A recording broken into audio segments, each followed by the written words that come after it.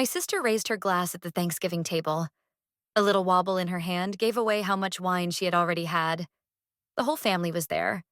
Me, my husband Mark, my mother, my father, and my sister Chloe. The air was thick with the smell of turkey and that fake cinnamon potpourri my mother loved. Chloe smiled, a wide, predatory grin that never quite reached her eyes. She looked right at me. "I have an announcement," she said. Her voice was too loud for the room. A toast, really. My father beamed at her. He always did. Chloe was his perfect, dazzling daughter. I was the responsible one, the stable one, the boring one. "To honesty," Chloe declared, her eyes still locked on mine. "To putting everything out in the open. I'm sleeping with her husband." The silence that followed was heavy. It felt like a physical weight pressing down on my chest. I looked at Mark. He was staring at his plate, his face pale. He wouldn't look at me. I turned my head slowly, like an owl, to face my parents. My mother had a tight, pained smile on her face. My father was still looking at Chloe, but his proud smile had faded slightly. Then he did something that broke my world in two. He gave a small, almost imperceptible nod. My mother saw him do it, and then she nodded too. A tiny, confirming dip of her chin. They knew. This wasn't news to them. They knew, and they were nodding. As if this was an acceptable, even expected development. My own parents. My glass was still full of water. I picked it up, my hand steady. I looked from my mother's fake smile to my father's weak approval, to my sister's triumphant smirk, and finally to my husband's cowardly silence. The betrayal wasn't just the affair. It was this circle of acceptance, this quiet conspiracy at my own dinner table. My heart wasn't breaking. It was turning to ice. A cold, hard resolve settled in my gut. This would not stand. They had made a terrible mistake. They thought I would cry. They thought I would scream. They thought I would fall apart. They had no idea who I was. I, 32F, have always been the planner.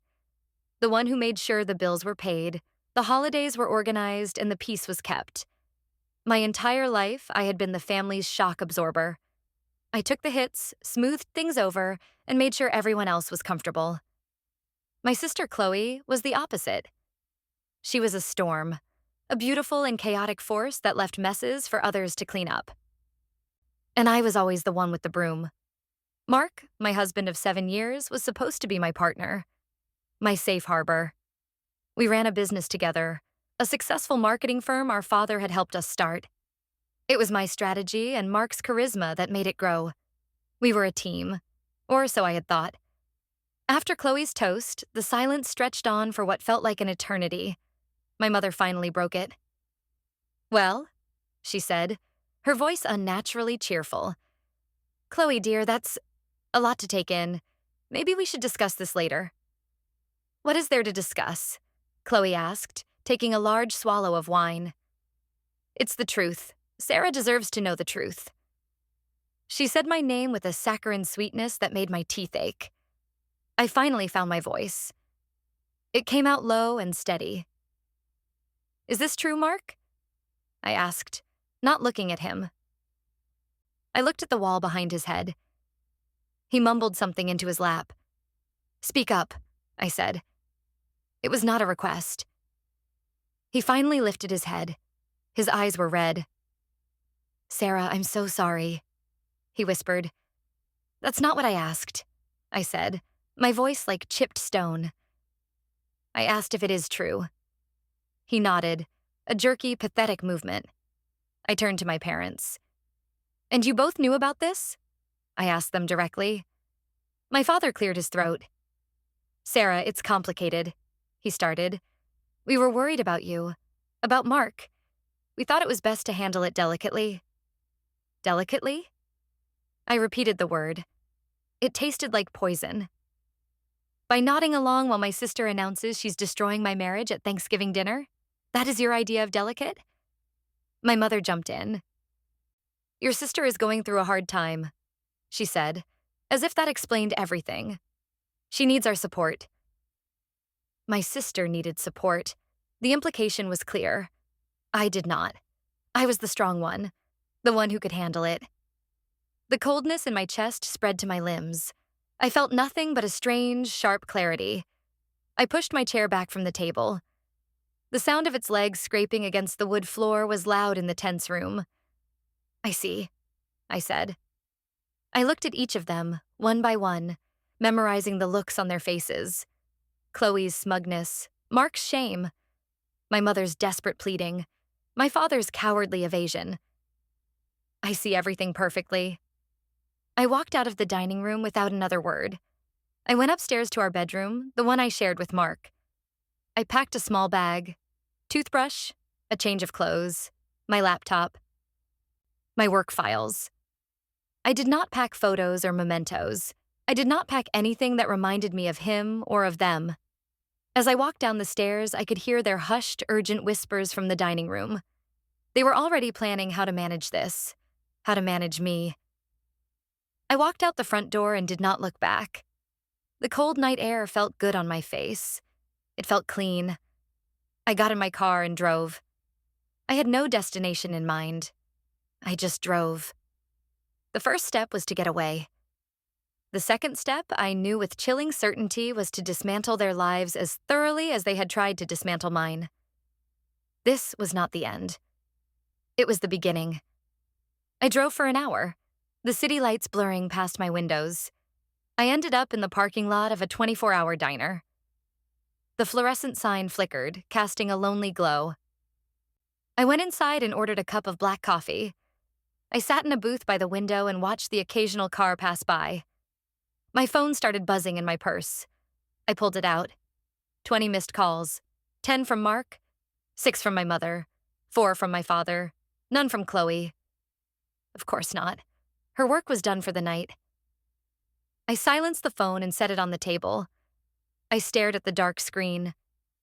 They thought this was about an affair. They thought this was about a broken heart. They were wrong. The affair was just a symptom. The disease was the rot in my own family. The way they saw me as a utility, a thing to be managed and sacrificed for the comfort of others. The way they smiled and nodded while my world was being torn apart. That nod. That was the part I couldn't get out of my head. My father's nod. It wasn't just acceptance. It was permission. It was an endorsement. I took a sip of the bitter coffee. The heat was grounding. I started to think. Not about what I had lost, but about what I had. I had my mind. I had my skills. I was the one who built our company's infrastructure. I was the one who managed the clients, the finances, the strategy. Mark was the face, but I was the brain and the spine. They had underestimated me my entire life. They thought I was just quiet, dependable Sarah. They had no idea what I was capable of when pushed. They were about to find out. I made a decision right there, in that greasy spoon diner. I would not be a victim. I would not cry and plead. I would not fight for a man who had betrayed me with my own sister. I would fight for myself. I would take back what was mine.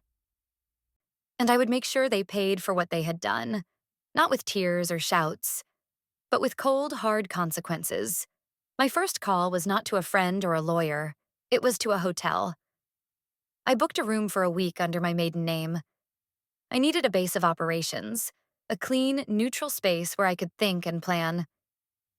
After checking in, I finally looked at my phone. The messages were a predictable mix of panic and manipulation. From Mark. Sarah, please come back. We need to talk. I love you. This is all a huge mistake. From my mother.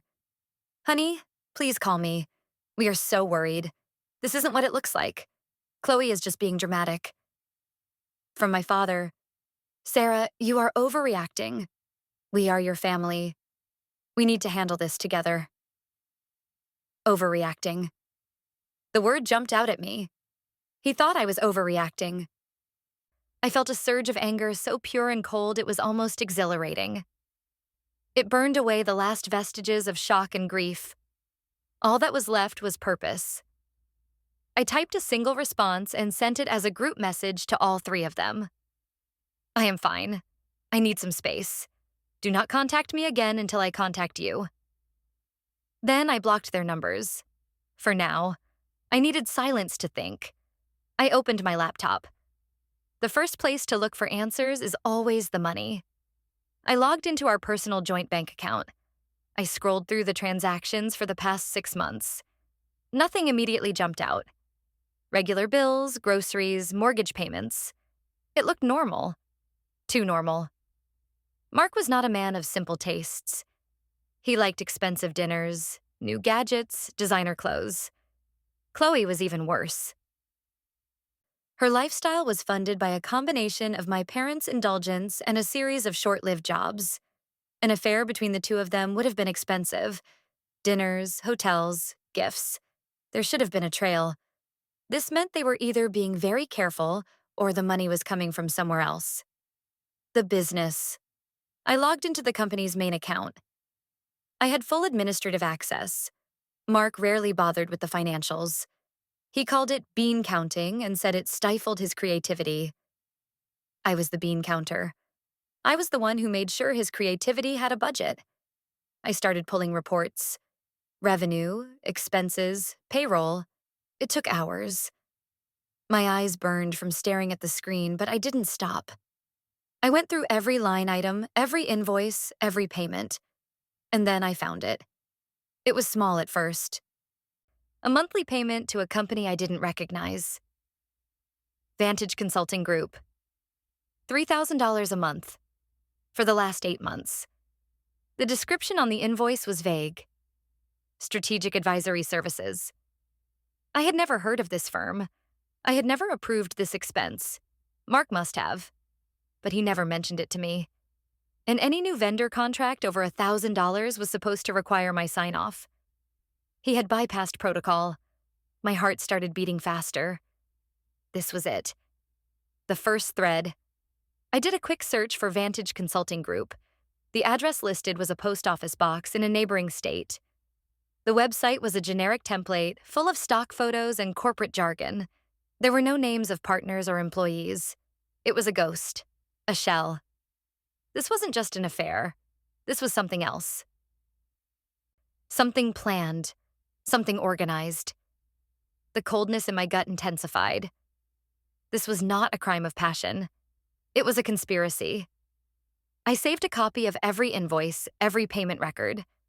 I created a new password-protected folder on a secure cloud drive. I named it Evidence.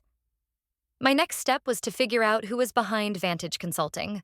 A post office box was a dead end. But money always leaves a trail. I needed to know where the money went after it hit their account. And for that, I would need more than just my laptop. But first, I needed to talk to someone. Someone on my side. I unblocked one number on my phone. My friend Jessica. She was a lawyer. Sharp, cynical, and fiercely loyal. I called her. She picked up on the second ring. "Sarah? It's 2 a.m. Is everything okay?" she asked. Her voice thick with sleep. "No," I said simply. "But it's going to be. Can we meet for breakfast? I need your advice. Not as a friend, as a lawyer." There was a pause on the other end of the line. "I'll be there," she said. "Just tell me where and when."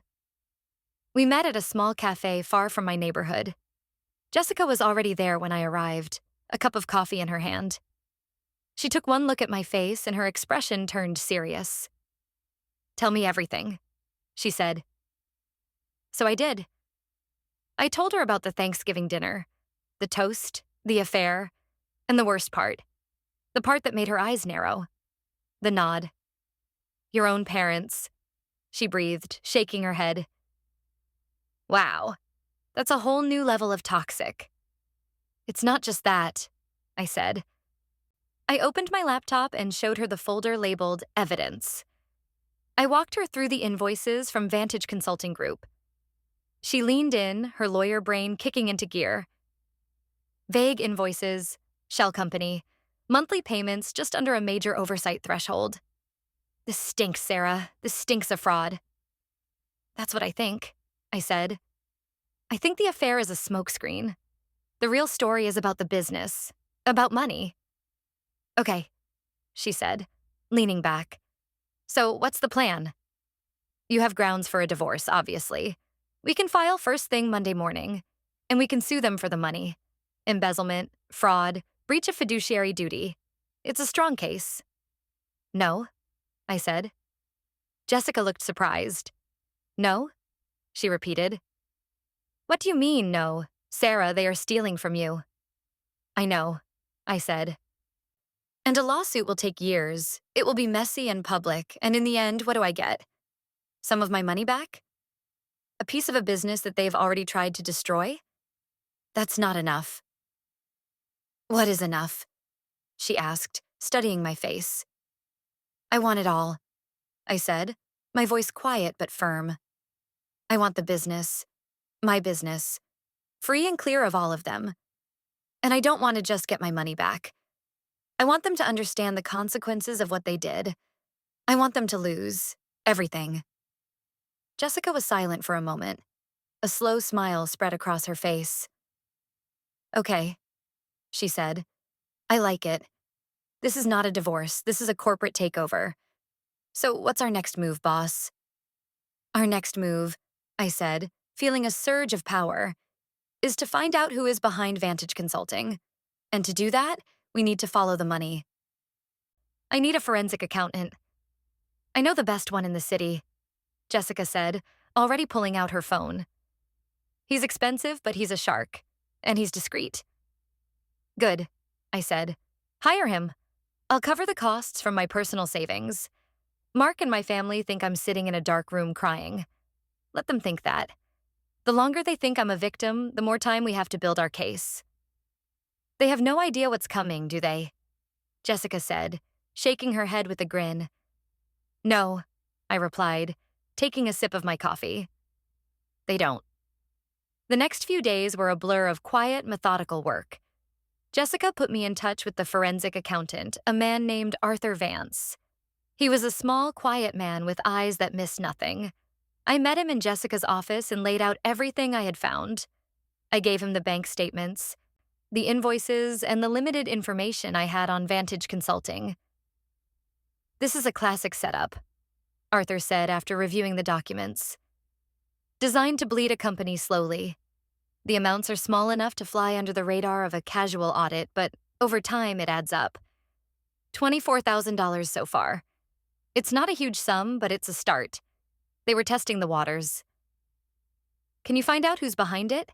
I asked. The money has to go somewhere, he said with a thin smile. It's my job to find out where. I will need access to the company's full banking records. Not just the statements you can download. I need to see the wire transfer details. I have administrative access, I said. But if I log in and start pulling detailed wire records, Mark might get an alert. He's not tech-savvy, but he's paranoid. There's another way, Arthur said. We can subpoena the records from the bank directly. It's slower, but it's invisible to the other account holders. Let's do it, I said immediately. Slower is fine. Invisible is better. While Arthur began his work, I started my own investigation. I needed to understand the why. The money was part of it, but the personal betrayal ran deeper. Why would my parents support this? Why would they choose Chloe over me? I decided to break my silence. I needed to talk to them, but on my terms. I unblocked my mother's number and sent her a text. Meet me for coffee. Tomorrow at noon. The cafe at the art museum. Come alone. The art museum was a neutral, public space, and it was a place she would feel comfortable. My mother cared a great deal about appearances. She agreed immediately, her relief palpable even through text. Of course, dear, I'll be there. The next day, I arrived early. I chose a table in the corner of the crowded cafe, a spot with a clear view of the entrance, but not easily overheard. My mother arrived exactly at noon, dressed impeccably. She rushed to the table, her face a mask of worried concern. Sarah, thank God, she said, reaching for my hands. I kept them in my lap. She pulled back. looking hurt. I have been so worried. Have you? I asked, my voice even. You seemed fine at Thanksgiving. Her face flushed. That was awful. Your sister. She has no filter, and she had too much to drink. You know how she gets. I know how she gets, I agreed. What I don't understand is why you and Dad nodded. We didn't nod, she said, a little too quickly. I don't know what you think you saw. We were in shock, just like you. It was a blatant lie. My heart didn't even ache. It was like watching a bad actor read a script. I decided to push a different button. Why does Chloe need so much support right now? I asked, echoing her words from Thanksgiving. What's going on with her? My mother seized on the change of subject. Oh, it's been so hard for her. She sighed. Her last job didn't work out, and she's had some financial difficulties. Your father and I have been helping her, of course. She just feels like she can't catch a break. Financial difficulties, I repeated. What kind? Just the usual things, she said vaguely. Rent, car payments. She's just not as good with money as you are, Sarah. You've always been so responsible. It was the classic narrative of my family. I was responsible, so I needed no help. Chloe was irresponsible, so she needed all of it. It was a self-fulfilling prophecy they had created. So you and Dad have been giving her money? I pressed. We help where we can, she said defensively. She's our daughter. I'm your daughter too, I said quietly. The words hung in the air between us. For a moment, I saw a flicker of genuine pain in her eyes, but it was quickly replaced by her usual defensiveness. It's different, Sarah, she said. You're settled. You have Mark. You have the business. Chloe has nothing. She seems to have my husband, I pointed out. My mother flinched. That is a temporary madness, she insisted. Mark loves you, he's just confused. He's under a lot of pressure at work. Pressure at work. The phrase snagged my attention. What kind of pressure? I asked, feigning innocent concern. Is the business not doing well? Oh, I'm sure it's fine, she said, waving a dismissive hand. You know your father. He worries. He was just saying the other day that he thinks Mark is taking on too much, that maybe the company needs a stronger hand guiding it. A stronger hand. My blood ran cold. She had just given me a piece of the puzzle. My father was undermining Mark's confidence and, by extension, my own. He was planting seeds of doubt. A stronger hand, I repeated thoughtfully. Like who?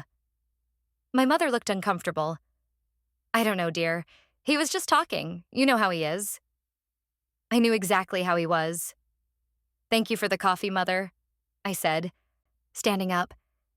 This has been very illuminating. Her face fell. Is that it? Are you coming home? No, I said. I'm not.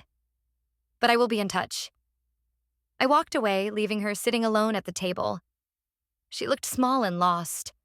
For a second, I felt a pang of pity, but I crushed it. Pity was a luxury I couldn't afford. She had made her choice. She had nodded.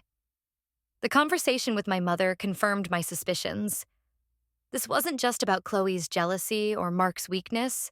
My father was involved. He saw the business, my business, as his own, and he thought I wasn't managing it correctly. Or maybe he just didn't like that a woman, his own daughter, was so successful without his direct control. My next target was Mark. He had been bombarding Jessica with calls and emails, begging to talk to me. I had been ignoring him. Now it was time to see what he would say. I needed to gauge his level of involvement and his willingness to lie. I had Jessica arrange a meeting, not at a hotel or an office. I chose a public park, a bench near a playground. I wanted there to be people around. I wanted him to feel exposed. He was already there when I arrived, pacing back and forth. He looked terrible. He hadn't shaved, and his eyes were bloodshot. He rushed towards me as I approached. Sarah, he said, his voice cracking. Thank you for seeing me. I'm not here to reconcile, Mark, I said, my voice flat. I stayed standing. I didn't want to get comfortable. I'm here for information. I'll tell you anything, he pleaded. It was a mistake. A horrible, stupid mistake. Chloe, she came on to me. I was weak. I was stressed. Stressed about what? I asked, using the same question I had asked my mother. Work, he said immediately. The business. Your dad has been on my case for months, saying our profit margins are too thin, that we're not expanding aggressively enough. He's been making me feel like a failure. It matched what my mother had said. My father was the puppet master, pulling the strings.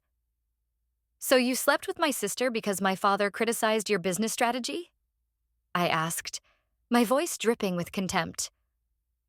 No, it's not like that, he stammered. Chloe was just there. She listened. She told me I was brilliant. She said you didn't appreciate me. And you believed her? I was confused, he said, running a hand through his messy hair. Sarah, I love you, not her. It meant nothing. If it meant nothing, you would have stopped it, I said. You would have told me. Instead, you let her announce it at Thanksgiving dinner like it was some kind of trophy. He flinched. I didn't know she was going to do that. I swear. I told her it was over. She did it to hurt me. To hurt both of us. He was trying to paint Chloe as the sole villain, but he was leaving something out. The money. It was time to see how he would lie about that. While you were being confused, I said, I looked at the company's books. I found some irregularities. I saw a flicker of panic in his eyes. He tried to hide it, but I saw it. What irregularities? He asked, trying to sound casual. Everything is fine. The numbers are solid. Vantage Consulting Group, I said, letting the name hang in the air. I don't recall approving a contract with them. 8 months of payments. $3,000 a month. What exactly are they consulting on, Mark?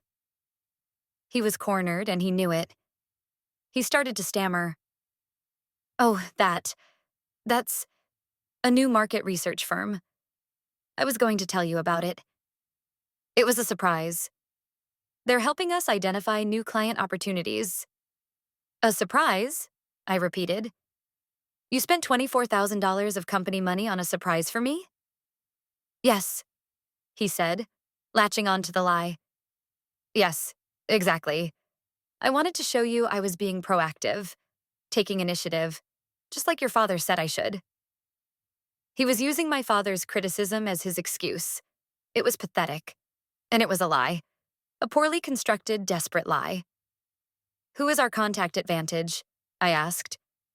What's their name? John, he said, grasping at straws. John Smith.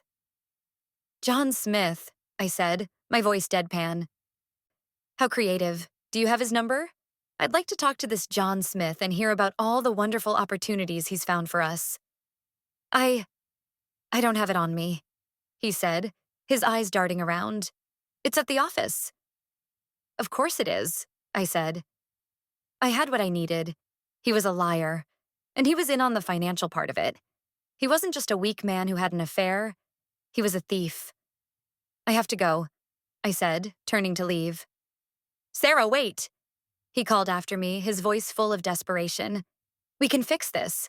I'll end it with Chloe. I'll do anything. I stopped and looked back at him. It's too late for that, Mark, I said. You made your choice. So did my family. Now I'm making mine. I walked away and didn't look back. The image of his panicked face was burned into my mind. He was scared. Good. He should be. That night, I got a call from Arthur, the forensic accountant. He sounded excited. I have something, he said, his voice crisp. The subpoena came through. I've traced the payments from your company's account to Vantage Consulting's account. And? I asked, my heart pounding. And from there, the money doesn't stay long, he said. Within 24 hours of each deposit, the exact amount is transferred out again. To where? I asked. To a personal checking account, Arthur said. He paused for dramatic effect. The account belongs to Chloe. I closed my eyes. There it was. The smoking gun. The direct link. It wasn't just my parents helping her with her bills.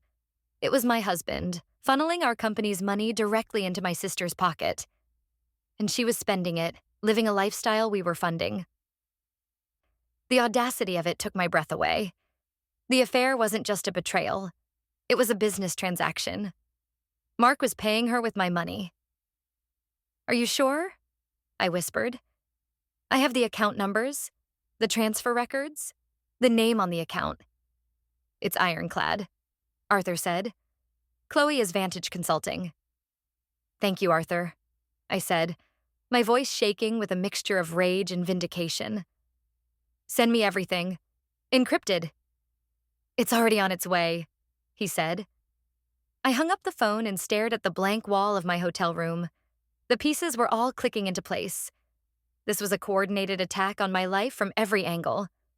My father was undermining my husband's confidence and pushing for a stronger hand in the business. My mother was making excuses and enabling Chloe's behavior. My husband was stealing from our company to fund an affair with my sister. And my sister was the black hole at the center of it all, sucking up money, attention, and my husband, all while playing the victim.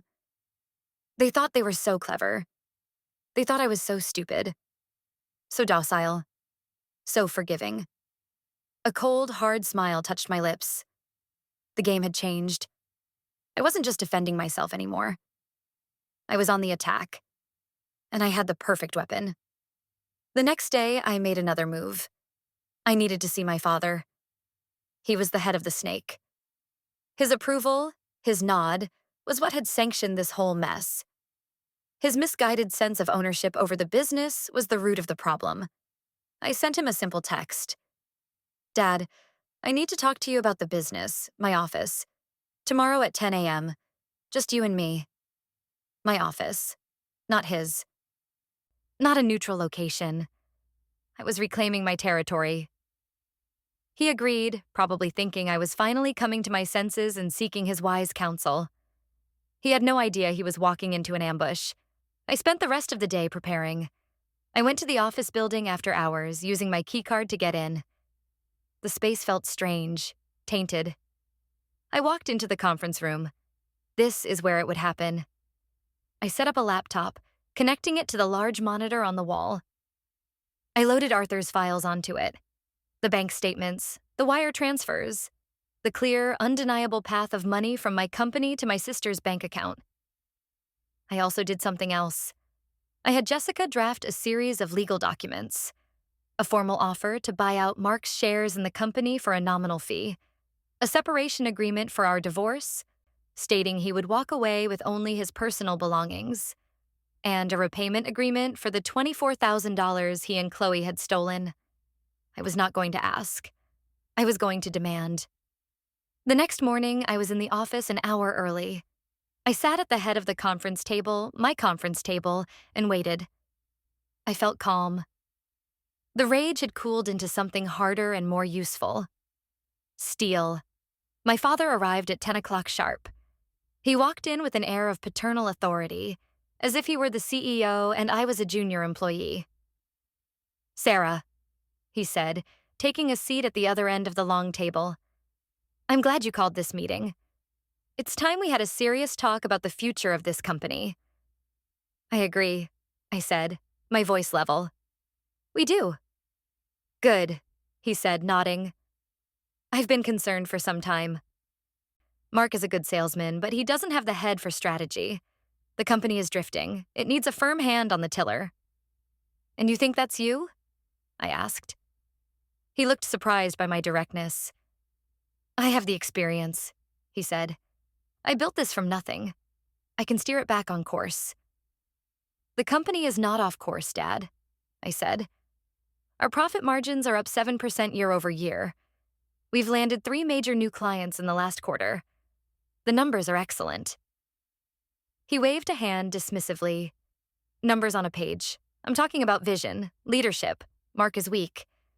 And you, You're letting him run wild. Is that why you encouraged him to have an affair with my sister? I asked, my voice dangerously quiet. He recoiled as if I had slapped him. I did no such thing. That's a disgusting accusation. Is it? I asked. You nodded, Dad, at the dinner table. You gave them your blessing. Don't lie to me. Not here. Not today. His face hardened. It's not my place to judge their personal lives, he said stiffly. My concern is the business. My business, I corrected him. I own 51%. Mark owns 49. You own 0. You are not on the board. Your only role here is as the man who gave us the startup loan, which we paid back with interest 5 years ago. Your concern is noted, but it is not required. He stared at me, speechless. No one had ever spoken to him like that, especially not me. Now, I said, picking up a remote and turning on the large monitor. Let's talk about the real problem with the business. The first document appeared on the screen. The first invoice from Vantage Consulting Group. Have you ever heard of this company, Dad? I asked. He squinted at the screen. No, should I have? Mark says they're a market research firm he hired. I continued, my voice calm and steady. A surprise for me. To show initiative. I clicked the remote. The next slide showed the wire transfer from our company account to the Vantage account. Then the next slide showed the corresponding transfer from the Vantage account to a personal checking account. The final slide was a screenshot of the account holder's information. The name was in large, clear letters. Chloe. My father stared at the screen. The blood drained from his face. He looked from the screen to me, his mouth opening and closing silently. Mark has been stealing from our company, I said, spelling it out for him. He's been embezzling funds and giving them to your other daughter, my sister, the one you are so worried about, the one who needs so much support. He was silent for a long time. His blustering, authoritative demeanor had crumbled. He looked old and frail. I didn't know, he finally whispered. I believe you, I said. I don't think you knew about the money, but you created the environment for it to happen. You undermined Mark. You made him feel weak. You pushed him towards Chloe, telling him she understood him. You told him the business needed a stronger hand. You laid the groundwork for all of this because you couldn't stand that I was succeeding without you. He didn't deny it. He just stared at his hands on the table. So here's what's going to happen, I said, my voice now sharp and commanding. I slid a folder across the table towards him. This contains a proposal for Mark. He will sign over his 49% of the company to me. He will agree to a divorce with no claims on my assets, and he and Chloe will sign a confession of embezzlement and a repayment plan for the money they stole. My father looked up, his eyes full of alarm. A confession? Sarah, you'll ruin them. You'll ruin the family name. They ruined the family, I said coldly. I am just cleaning up the mess, as usual. What if he refuses? My father asked. Then the documents on that screen, along with a detailed explanation of the affair you and Mom knowingly sanctioned, go to the district attorney and every news outlet in this city, I said. The story of how the prominent businessman's family conspired to defraud his own daughter? I think that will get some attention. The business will be ruined. The family name will be mud. Your reputation will be destroyed forever.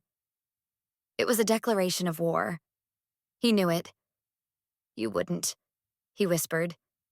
Try me, I said. You have 24 hours to get Mark and Chloe to sign. You will be the one to present this to them. You will be the one to explain that this is their only option. You created this problem, Dad. Now you are going to fix it for me. I stood up. The meeting is over. I expect to have the signed documents on my desk by 10 o'clock tomorrow morning. I walked out of the conference room, leaving him sitting there in the ruins of his own making. I didn't feel triumph. I didn't feel sadness. I felt a vast, empty sense of purpose. I was taking control. I was setting the terms. For the first time in my life, I was not absorbing the shock. I was delivering it. The next 24 hours were the longest of my life. I stayed in my hotel room, my phone on the table in front of me, silent. I didn't know what they would do. My father was a proud man. Mark was a cornered animal. And Chloe was a narcissist who believed she was entitled to whatever she wanted. The combination was volatile. I ordered room service and tried to watch a movie, but I couldn't focus. My mind kept replaying the scene in the conference room. The look on my father's face when he saw Chloe's name on the screen. The dawning horror as he realized the full scope of the betrayal. He hadn't known about the money, I was sure of that. But his sin was one of pride and control. He had treated my marriage and my business like a game of chess, and he had just been checkmated. At 8 o'clock that night, my phone rang. It was an unblocked number, my father. I let it ring 4 times, then answered. "Hello?" I said, my voice neutral. "Sarah." He sounded exhausted. "I've spoken to them." I waited, saying nothing. "Mark is a mess," he continued. "He's agreed to everything. The shares, the divorce, he'll sign." "And Chloe?" I asked. My father sighed, a long, weary sound. "Chloe is being difficult. She refuses to sign the confession. She says it's her money, that Mark gave it to her. She says you can't prove anything. She thinks this is a negotiation," I said. "She's wrong. Did you explain the alternative to her?" "I did," he said. "She doesn't believe you'll do it. She called your bluff. She said you're too weak, too concerned with appearances to cause a public scandal." She still didn't get it. She still saw me as the old Sarah, the doormat. "Then she is a fool," I said coldly. "And she is going to bring you all down with her. You have until 10 o'clock tomorrow morning, Dad. Get her signature, or the consequences will be on her head. And on yours for raising such a monster." I hung up the phone. The ball was in their court. I had given them a way out. A painful, humiliating way out, but a way out nonetheless. If Chloe refused to take it, then the destruction that followed would be her choice, not mine. I slept surprisingly well that night. I had laid out my terms. I had made my threat. The outcome was now out of my hands. I had done everything I could. The next morning, I checked out of the hotel. I drove to the office, not my temporary one, but the real one, the one that was about to be entirely mine.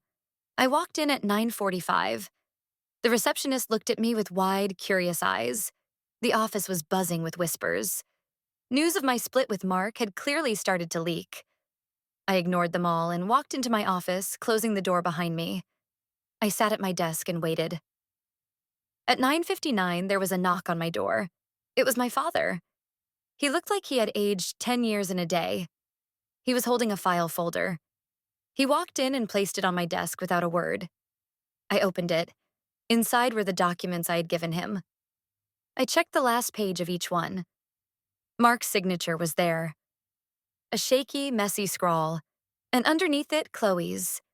It was tight and angry. Pressed so hard into the paper it was almost torn, but it was there. She had signed the confession. She had signed the repayment agreement. I looked up at my father. "What changed her mind?" I asked. He sank into the chair opposite my desk.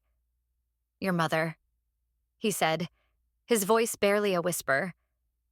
"I told her what Chloe had said, that she was calling your bluff. And your mother, she finally broke. She called Chloe and told her that if she didn't sign, if she brought this shame upon the family, that she would be dead to her. She would be cut off. Completely. No more money, no more support. Nothing. My mother, the ultimate enabler, had finally found her limit. It wasn't the affair. It wasn't the betrayal of her other daughter. It was the threat of public shame.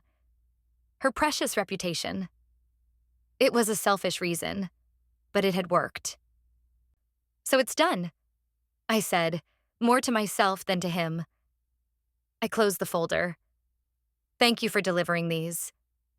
My father didn't move. He just sat there, a broken man in an expensive suit. Sarah, he said, his voice thick with emotion. I am so sorry. For all of it. I was wrong, I was arrogant, and I have destroyed my own family. It was the first real apology I had ever heard from him. It was 20 years too late. Yes, you did, I said. It was the truth. There was no point in softening it. You can go now, Dad. He stood up slowly and walked to the door. He paused with his hand on the knob. What happens now? He asked. Now, I said, looking at the folder on my desk. I get to work, rebuilding what you all tried to tear down. He nodded and left, closing the door softly behind him. I was alone in my office. My company. I held the signed confession in my hand. It was a powerful weapon. But I knew this wasn't over.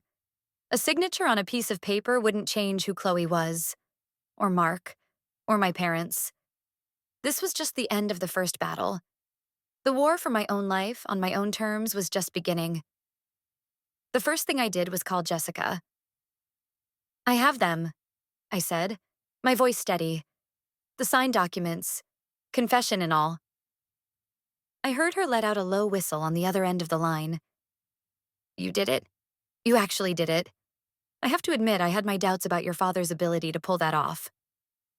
My mother stepped in, I explained. The threat of public humiliation was her trigger point. Of course it was, Jessica said with a cynical laugh. Well, this is huge. This gives us all the leverage. So what's next? Do we file the divorce papers now? Yes, I said. File them immediately.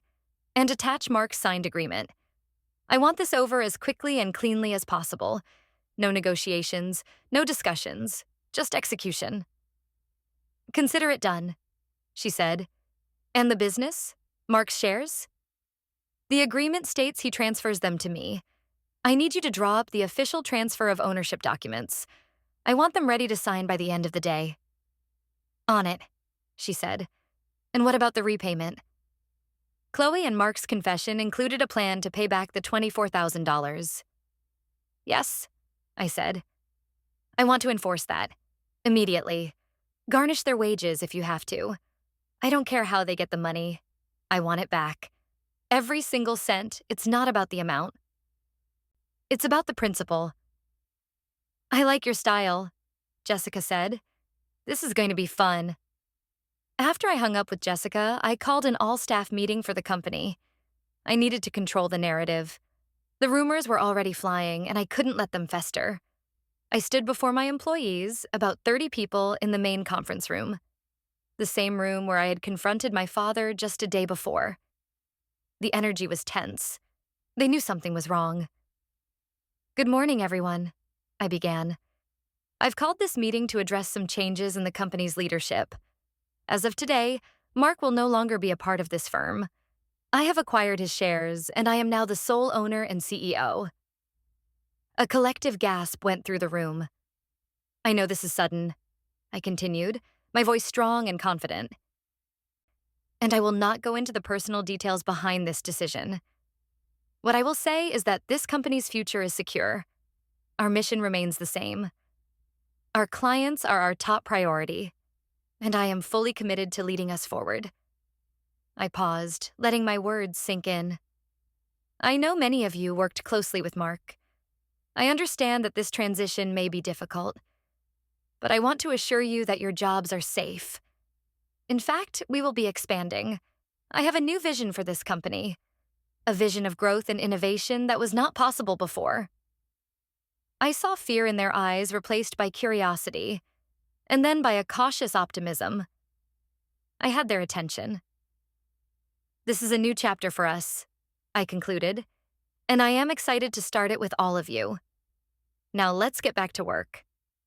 The meeting broke up, and the office was filled with a new kind of buzz, not of gossip, but of energy. I had taken a moment of crisis and turned it into a moment of opportunity. I had shown them strength, not weakness. The rest of the day was a whirlwind. Jessica's courier arrived with the share transfer documents. I had them sent to Mark via a process server, along with the divorce papers. He signed them without a fight. By 5 o'clock, the company was officially mine. I sat in my office, the signed papers on my desk, and felt a profound sense of ownership for the first time. This wasn't something my father had given me or something I shared with my husband. This was mine. I had earned it. I had fought for it. My work was far from over. I now had a business to run on my own. I had to manage the fallout with clients. And I still had to deal with the wreckage of my family. That evening, I got a call. It was my mother. I had unblocked her number, curious to see what she would say. "Sarah?" she said, her voice small and tentative. "Yes, Mom," I replied, my tone neutral. "Your father told me what happened. That you have the company now." "That's right," I said. "And you're divorcing Mark." "Yes." There was a long pause. I could hear her breathing on the other end of the line.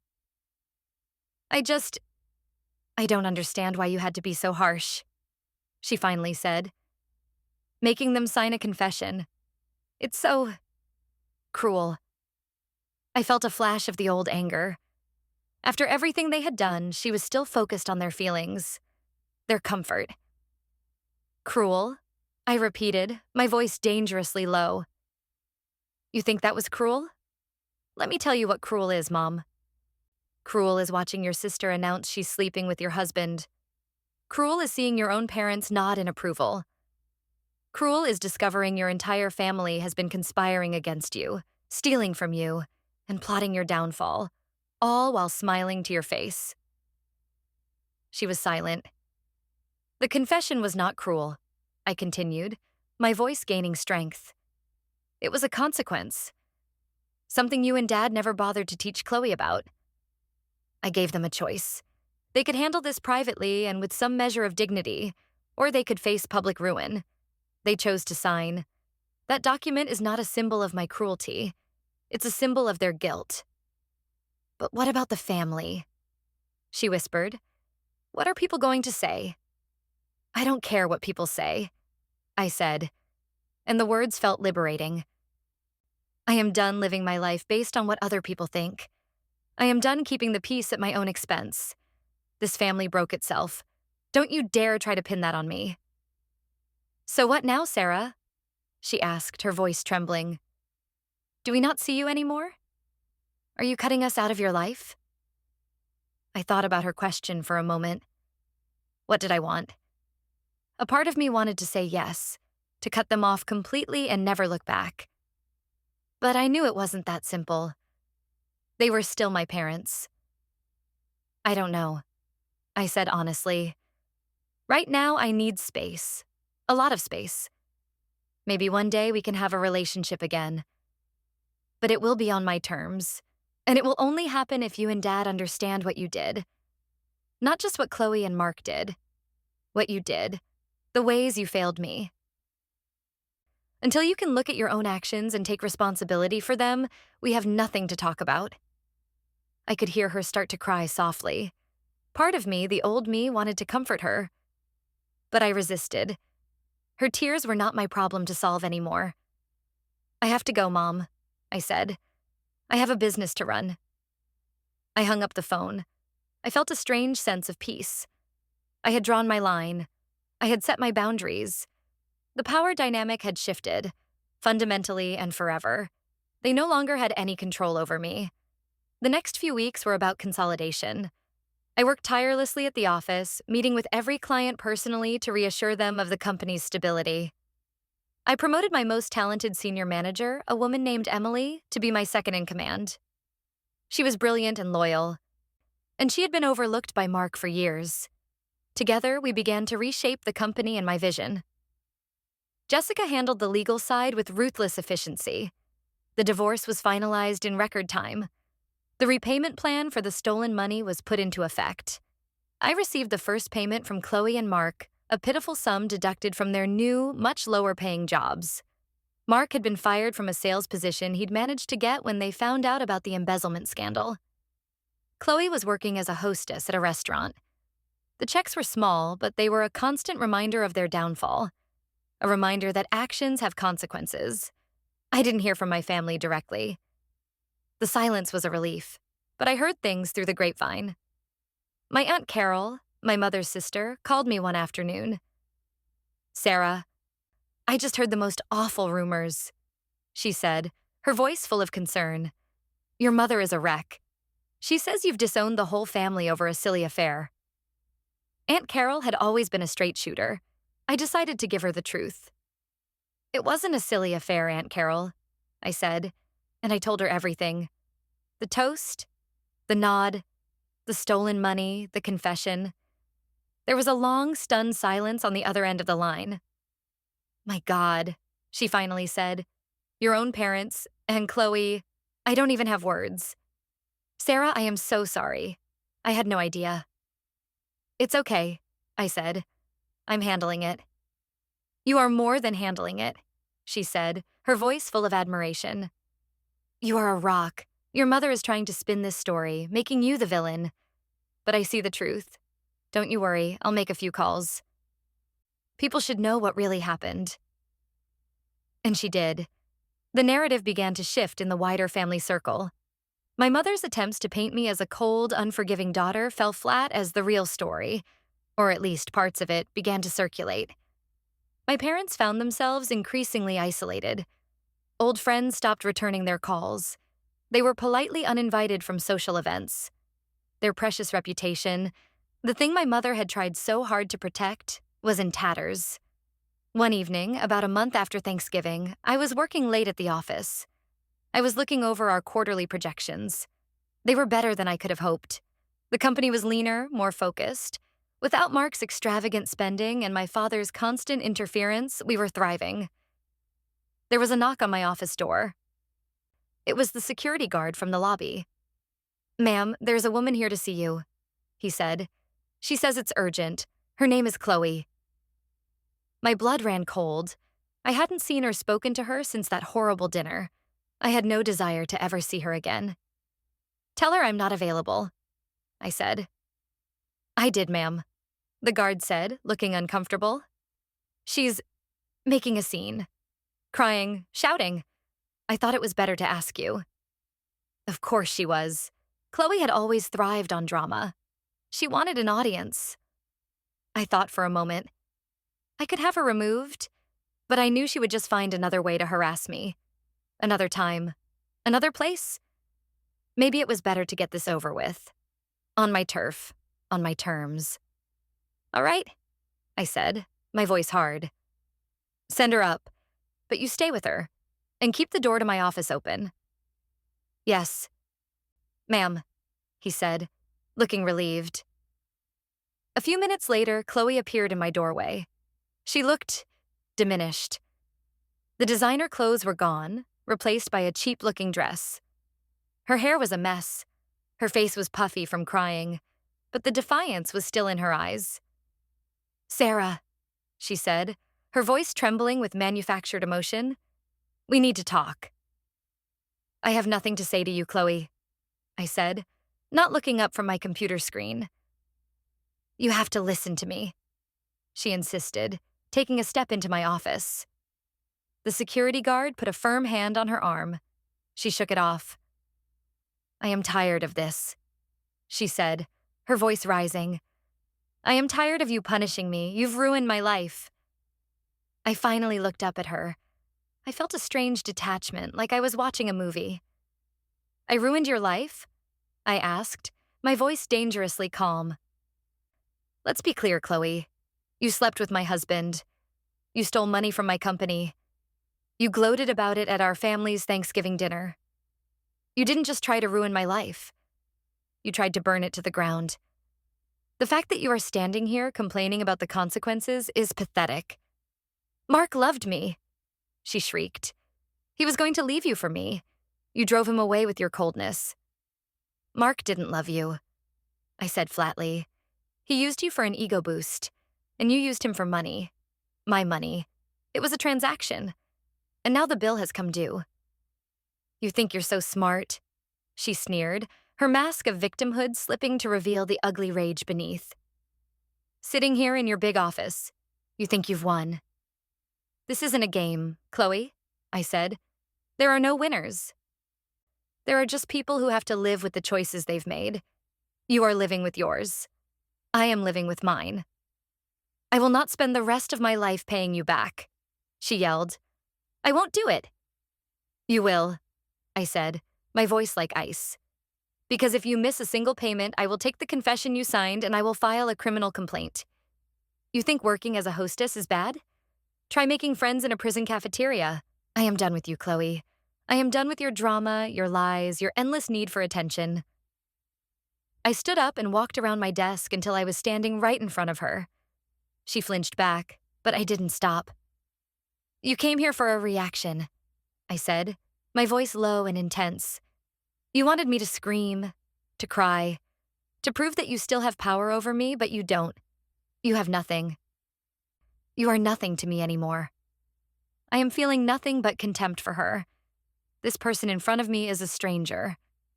Now get out of my office, I finished. And don't you ever come near me, my home, or my business again. If you do, you will regret it. She stared at me, her mouth open, speechless for the first time in her life. She had expected a fight. She had expected tears. She had not expected this cold, absolute dismissal. She looked at me, then at the security guard, and she seemed to shrink. The fight went out of her. She turned and stumbled out of my office, the guard following close behind. I walked back to my desk and sat down. My hands were shaking slightly, but my heart was steady. It was over. That chapter was finally, truly closed. I looked out the window at the city lights twinkling below. It was a beautiful view, a view I had earned. I had lost a husband and a family, but I had found myself. And I knew with a certainty that settled deep in my bones that I was going to be okay. In fact, I was going to be better than okay. I was going to be magnificent. The weeks turned into months. Life settled into a new rhythm. The business flourished under my sole leadership. We landed a massive new account, a project so ambitious it would have terrified Mark and been dismissed as too risky by my father. Emily and I worked day and night, fueled by coffee and a shared sense of purpose. We were building something real, something that was ours. The monthly repayment checks from Mark and Chloe continued to arrive. They were a pathetic trickle, but they were a constant, tangible reminder of the justice I had exacted. I didn't cash them. Instead, I put them in a folder. One day, when the debt was fully paid, I decided I would donate the entire amount to a charity for women escaping abusive situations. The money was tainted. I wanted to turn it into something good. My relationship with my parents remained frozen. My mother would occasionally send me pleading texts, full of vague apologies and talk of letting bygones be bygones. I never responded. I had told her my terms: genuine self-reflection and accountability. Until they could offer that, there was nothing to say. My father remained silent. I heard from my Aunt Carol that he had become withdrawn, a ghost in his own home, stripped of the authority and control he had craved his whole life. One day, Jessica called me. "You're not going to believe this," she said, a note of amusement in her voice. "What now?" I asked, leaning back in my chair. I had learned to brace myself for news about my former family. "I just got a call from a lawyer," she said, representing Chloe. I sat up straight. "What did she want?" "She's threatening to sue you," Jessica said. I almost laughed. "Sue me? For what?" "For emotional distress and intentional infliction of financial hardship," Jessica read from her notes. "She claims the repayment plan is punitive and that you forced her to sign the confession under duress." The sheer audacity was breathtaking. Even after everything, Chloe still saw herself as the victim. "She has no case," I said. "The confession was witnessed by my father. She had a choice." "Of course she has no case," Jessica agreed. "This is a nuisance suit. A desperate attempt to get you to back off. She's probably hoping you'll just forgive the debt to make her go away." "She doesn't know me at all, does she?" I said, shaking my head. "Apparently not," Jessica chuckled. "So how do you want to respond? We can file a motion to dismiss. It's a slam dunk." No, I said, a slow, cold idea forming in my mind. Don't file to dismiss. Accept the service. We're going to court. Jessica was silent for a moment. Are you sure? It's time and money you don't need to spend. I'm sure, I said. Chloe wants to have her day in court. She wants to tell her story to a judge. Fine. Let her. But if we're going to do this, we're going to do it my way. I want to countersue. For what? Jessica asked, her voice now intrigued. For everything, I said. Fraud, conspiracy, embezzlement. I have the confession, but we never filed it criminally. We settled it privately. But if she wants to tear up that settlement and go to court, then all bets are off. We will use her lawsuit as a platform to bring everything into the light. Not just the stolen $24,000. We'll subpoena the business records for the last 5 years. We'll hire a team of forensic accountants to go through every expense Mark ever filed. Every trip, every dinner. I have a feeling that $24,000 was just the tip of the iceberg. There was a long pause on the other end of the line. Sarah, Jessica finally said, her voice full of awe. That's not just a legal strategy, that's scorched earth. She wants to play with fire, I said, my voice hard as diamonds. Let's show her what it's like to get burned. The legal battle that followed was short and brutal. Chloe's lawyer, a cheap ambulance chaser she had probably found in the phone book, was completely unprepared for the ferocity of our response. When we filed our countersuit, detailing the conspiracy and providing the initial evidence of the embezzlement, he tried to get his client to drop her case. But Chloe, in her infinite arrogance, refused. She was convinced she could charm a judge, that she could cry and play the victim and win. We met for a pretrial deposition. It was the first time I had seen the whole family together since that Thanksgiving. Me and Jessica on one side of a long conference table. Chloe and her lawyer on the other. And in the middle, subpoenaed as witnesses, were Mark, my mother, and my father. Mark looked like a ghost. He had lost weight, and his eyes were hollow. My mother looked terrified, clutching a handkerchief in her trembling hands. My father just looked defeated. Chloe, however, was dressed for a performance. She was wearing a demure white dress, her hair pulled back simply. She looked like a saint. Her lawyer began by questioning me. He tried to paint me as a cruel, vindictive woman, scorned by an affair and bent on revenge. Isn't it true, Ms. Evans, he asked, using my maiden name, that you were emotionally unstable after discovering your husband's relationship with your sister? No, I said calmly. I was focused. Focused on revenge? He prodded. Focused on justice, I corrected him. He tried to claim I had threatened my family, that I had used corporate strong-arm tactics to force them to sign the confession. Jessica objected to every other question, but I answered them all. Calmly, precisely, with unshakable confidence. Then it was Jessica's turn. She didn't start with Chloe. She started with my father. Mr. Evans, she began, her voice gentle. Could you please tell the court about the conversation you had with your daughter Sarah in her office on November 28th? My father looked at me, then at the table. He recounted the meeting, his voice low and monotone.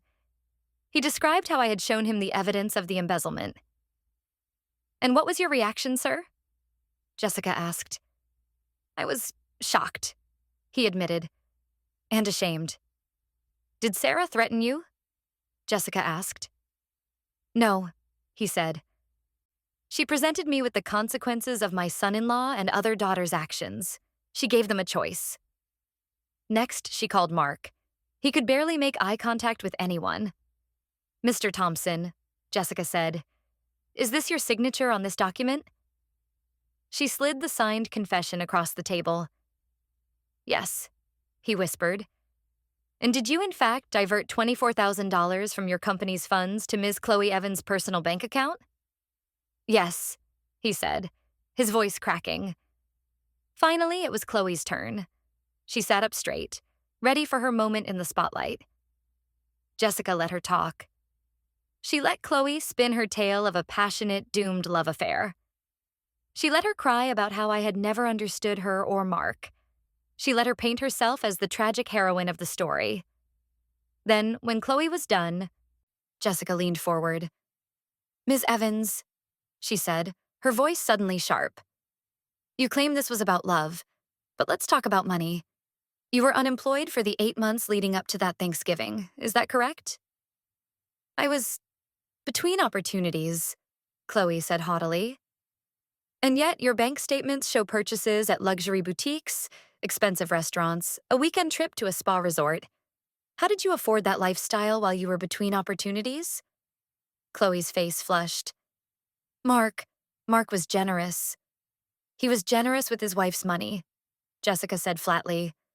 "With the profits from a business she built. That's not generosity, Ms. Evans. That's theft." Jessica then presented the new evidence our forensic accountants had uncovered. It turned out the $24,000 was just the beginning. Mark had been padding his expense reports for years, funneling thousands of dollars into a secret credit card account that he and Chloe used for their trysts. The total amount was closer to $75,000. The color drained from Chloe's face. Her lawyer was frantically whispering in her ear. "My client withdraws her suit," he announced suddenly. "Too late," Jessica said with a predatory smile. "We are not withdrawing our countersuit. We are moving for a summary judgment based on the signed confession and the overwhelming evidence of fraud. And we will be seeking full restitution of the $75,000 plus legal fees and punitive damages." Chloe looked at me, her eyes wide with panic and hatred. She finally understood. She had walked into a trap of her own making. She thought she could use the legal system as a stage for her drama. Instead, I had used it as a weapon to finish what I had started. The judge granted the summary judgment.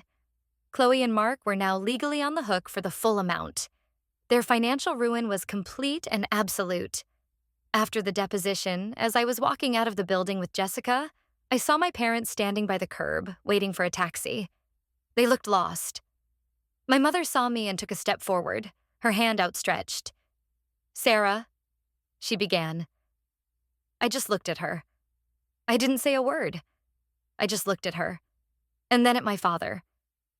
I let the silence hang in the air. I let them see the cold, hard strength in my eyes. The woman who had been their quiet, dependable daughter was gone forever. In her place was a stranger they had created.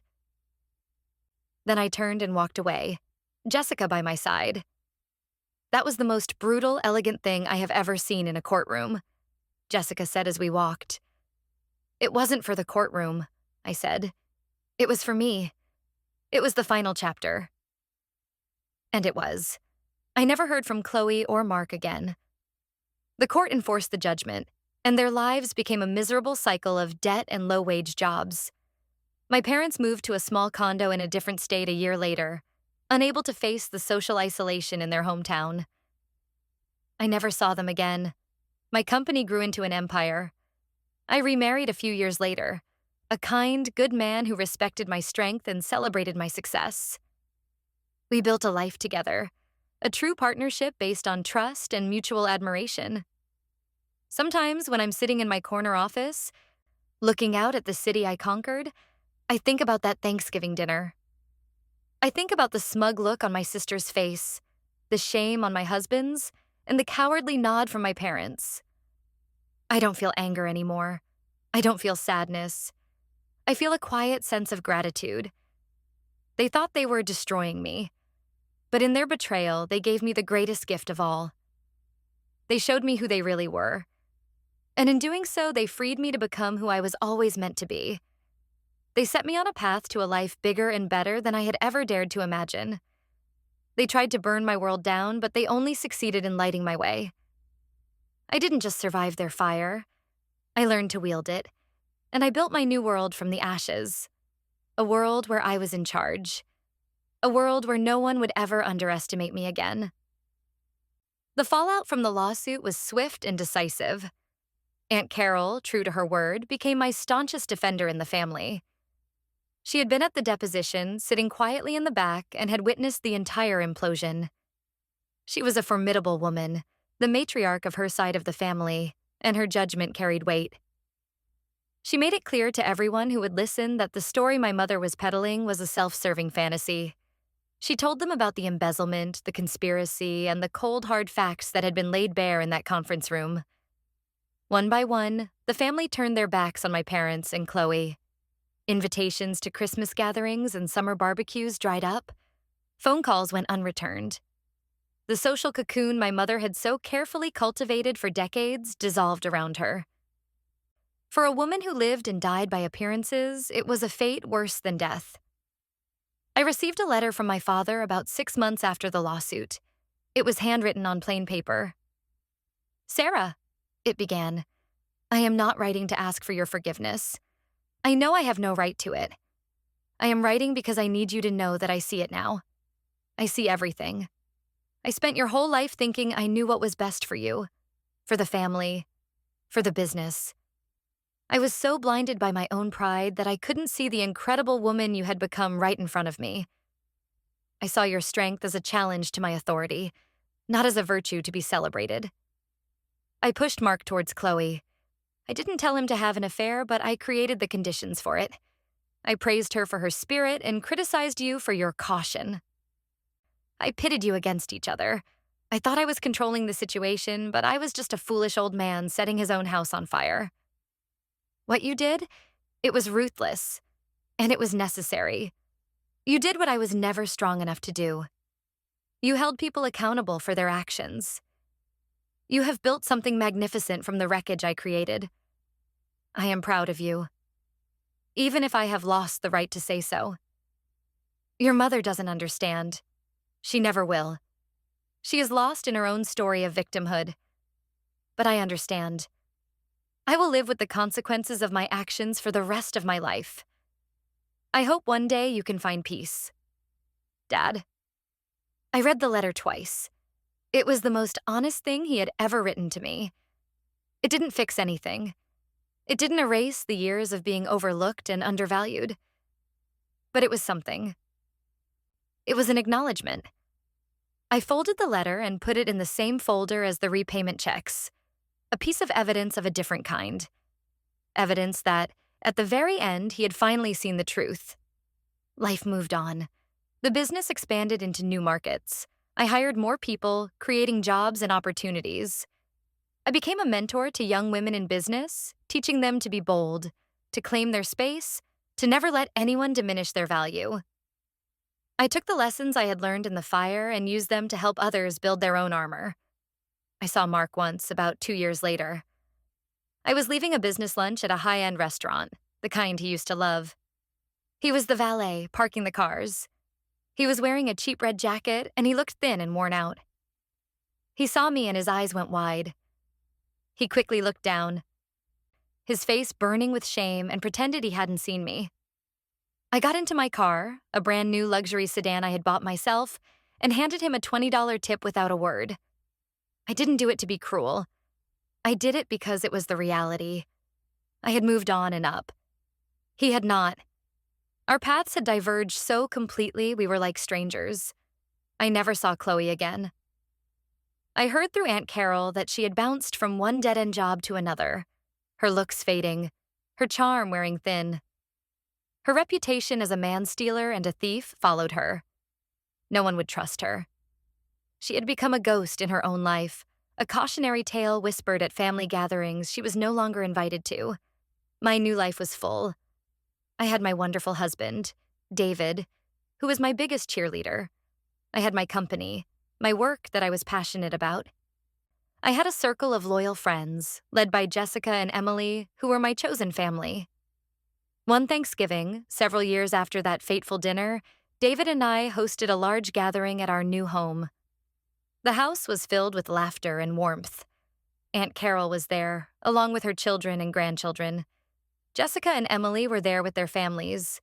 It was a boisterous, happy crowd. As we sat down to dinner, David stood up to make a toast. He raised his glass. "I want to make a toast," he said, his eyes finding mine across the table. "To my incredible wife, Sarah, the strongest, smartest, and most resilient person I have ever known. She built an empire from scratch, and she built this beautiful life for us. She taught me what true partnership means. To Sarah. To Sarah, everyone echoed, their glasses raised high. I looked around the table at the smiling faces of the people who loved and respected me. This was my family now. A family I had built, not one I had been born into. A family forged in loyalty and trust, not obligation and betrayal. As I raised my glass, my eyes filled with tears. But they weren't tears of sadness or anger. They were tears of gratitude. The past was a part of my story, a scar that had healed into something strong. It had taught me who I was and what I was capable of. They had tried to break me. They had tried to erase me. But they had failed. I was still here. Stronger. Happier. More successful than they could ever have imagined. And their punishment was not the financial ruin or the social isolation.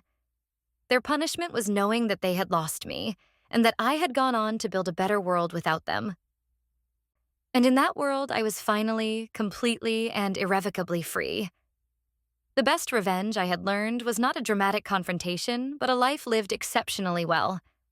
And my life was exceptional.